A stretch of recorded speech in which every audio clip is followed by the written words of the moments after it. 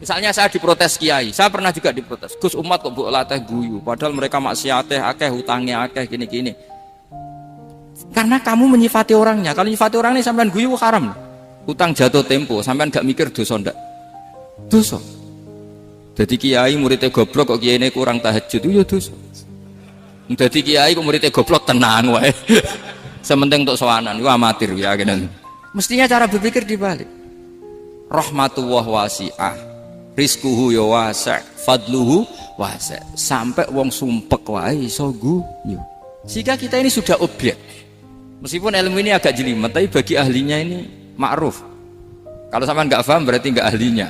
Bukan menyangkut melegalkan kabiroh, bukan menyangkut mengesahkan orang Islam dosa besar, karena nanti dapat syafaatnya Rasul.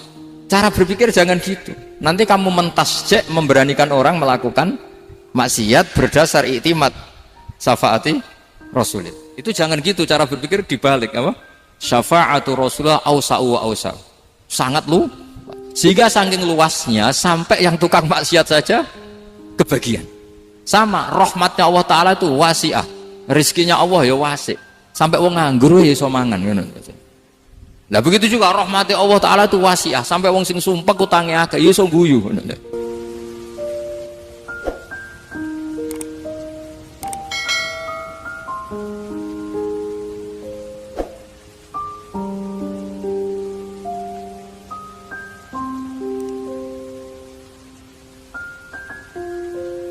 Agama Kristen itu diterima di Eropa di mana-mana. Di antara sebabnya adalah karena orang dijamin masuk surga.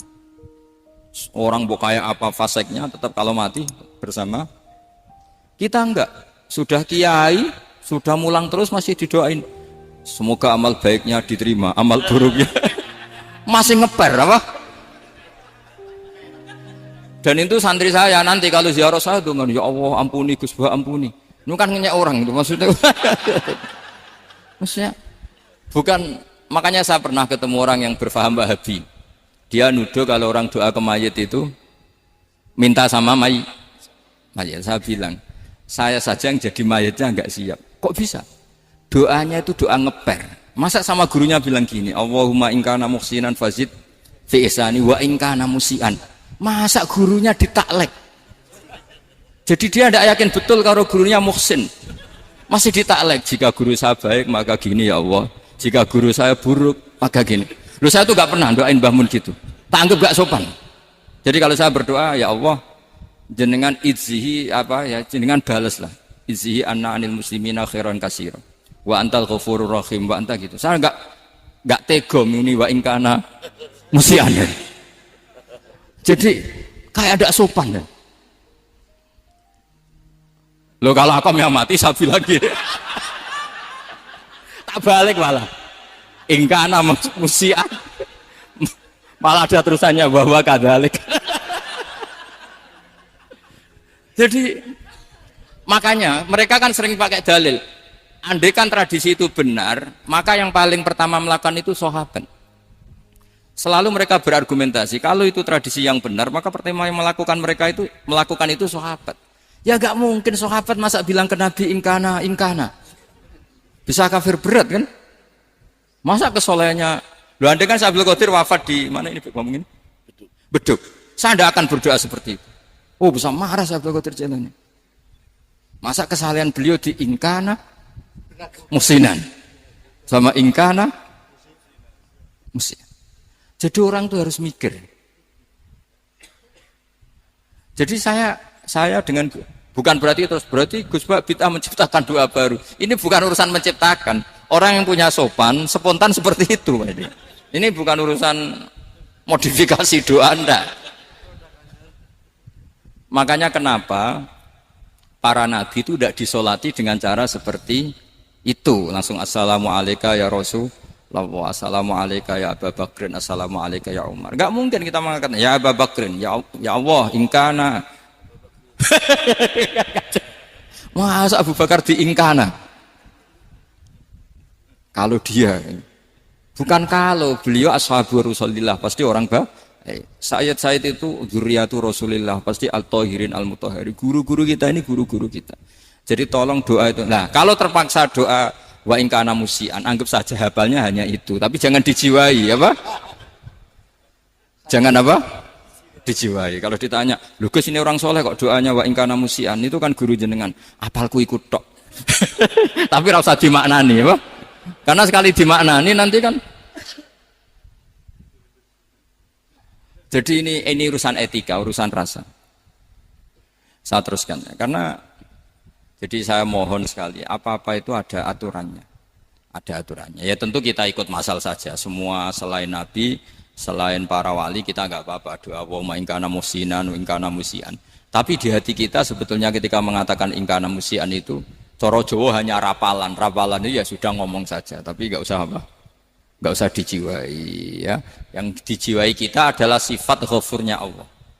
Bukan status mayitnya, tapi sifat ghafurnya Allah. Karena kata musik itu kan nggak nyaman. Makanya Nabi itu hebatnya Nabi, ya tentu karena bentukan Allah Subhanahu wa taala. Adabani Rabbi fa ahsana ta'dibi. Itu kalau nyifati tentang keburukan orang mukmin itu diikutkan sifat ghafurnya Allah.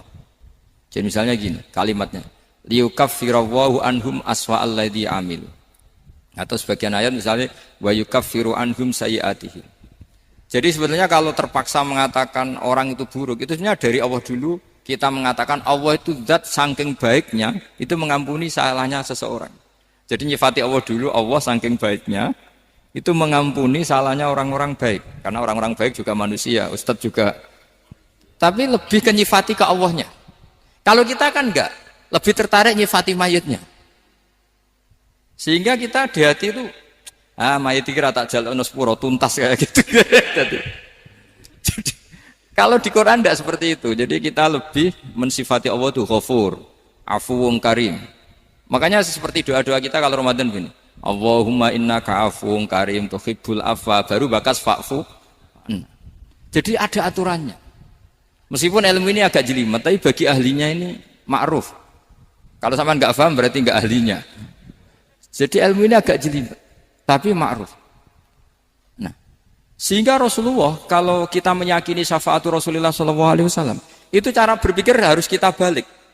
Misalnya begini, wong Islam nakale ngono, penggaweane maksiat kok disyafaati Kanjeng Nabi kurang penggawean. Caranya berpikir jangan gitu. Kalau gitu kowe mari mangkel, wong nakale ngono kok untuk syafaati Kanjeng. Tapi cara berpikir gini, syafaatu Rasulillah itu wasi'ah, luas sekali. Syafaatu Rasulillah ghairu munhasirah, tidak terbatas. Syafaatu Rasulillah itu lebih sakti ketimbang dosanya umatnya.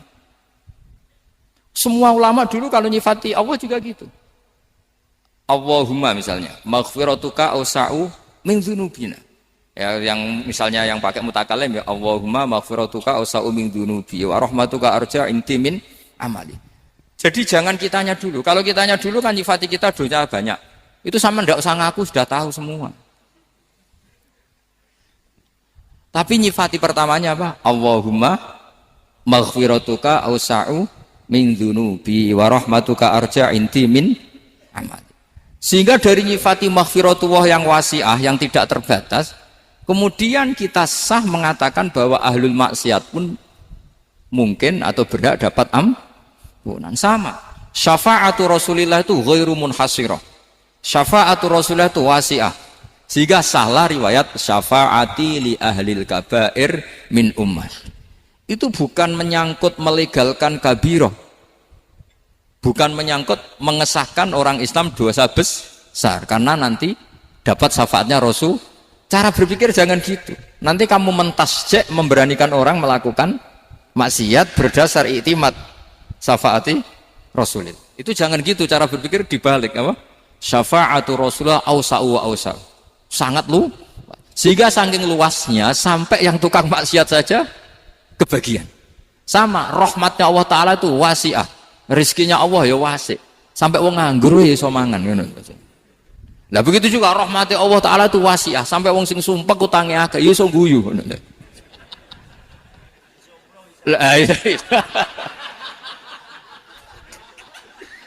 Tapi kalau dibalik, misalnya saya diprotes kiai, saya pernah juga diprotes. Gus, umat kok mbok latih guyu, padahal mereka maksiate akeh, hutange akeh, gini-gini. Karena kamu menyifati orangnya. Kalau menyifati orangnya sampean guyu haram. Utang jatuh tempo, sampean gak mikir dosa ndak. Dosa. Jadi kiai muridnya goblok kok kiai ini kurang tahajud itu ya dosa. Jadi kiai kok muridnya goblok tenang wae. Sementing untuk sowanan itu amatir ya gini. Mestinya cara berpikir dibalik. Rahmatullah wasi'ah, rizquhu ya wasi', fadluhu wasi'. Sampai wong sumpek wae iso guyu. Sehingga kita ini sudah objek. Loh, kita ini tidak subjek, di alam raya ini kita tidak subjek tapi apa? Objek. Makanya saya berkali-kali mengatakan, mbok kayak apa sumpeknya kita, tetap wong iso guyu. Karena apa? Allah mensifati dirinya wa annahu wa adhaka wa abka. Allah itu adhaka, zat yang memberi orang iso guyu. Wa abka lan zat sing maringi wong iso nangis. Karena sifatnya Allah Ta'ala pasti nafidah, sifatnya Allah Ta'ala pasti terjadi. Dan kita objek. Makanya wong sumpek utange akeh, bojo ora percaya, tangga ora percaya, nak guyu banter-banter. Karena Allah ku adhaka, zat sing maringi guyu. Wa abka, sudah presiden, sudah gubernur, sudah menteri. Nak Allah kepengin nangis no yo nangis. Coba ngeluhnya apa kalau misalnya jenengan seorang mantan presiden atau mantan gubernur, kadang anaknya calonan RT bo menang bunda. Ngeluhnya apa orang alim misalnya, alim alama, anaknya mau jadi jurumiyah raiso, susah. Kaya raya anaknya jadi pasien, susah. Allah punya cara untuk abegah, untuk bikin orang nangis. Nah karena kita ini objek, pasti sesumpek apapun orang yang bisa tertawa ya bisa nangis. Makanya banyak ulama yang nggak terlalu serius mikir agama ini, bukan karena dablek, enggak, karena Allah mensifati dirinya Al-Hadi yang memberi petunjuk. Kita nggak ditunggoni Kanjeng Nabi, nggak ditunggoni Wali Songo, nggak ditunggoni para Alawin yang dulu, nggak ditunggoni Habib-Habib yang kayak Said Abdul Al-Haddad. Tapi karena Allah itu Al-Hadi yang memberi petunjuk, dan sifatnya Allah Ta'ala la buddha wa ayat entakuna nafidah, sifatnya Allah pasti nafidah. Amerika kayak apa liberalnya, sekarang trennya juga banyak yang masuk Islam. Kampung-kampung pedalaman nggak ada kiainya, cukup mudin. Kadang membawa agama itu orang yang ke situ mau nyari kayu. Orang di pedalaman Kalimantan, Sulawesi itu pertama itu nyari kayu, tapi bawaan hidayat, lama-lama bikin masjid. Saya pernah di Korea, ke sana orang nyari uang, niatnya juga nyari uang, tapi akhirnya tersiksa kalau enggak bikin masjid. Karena apa? Karena Allah itu Al-Hadi, zat yang memberi petunjuk. Maka kamu tidak usah khawatir, agama ini pasti jalan ila yaumil qiyamah, karena Allah Al-Hadi.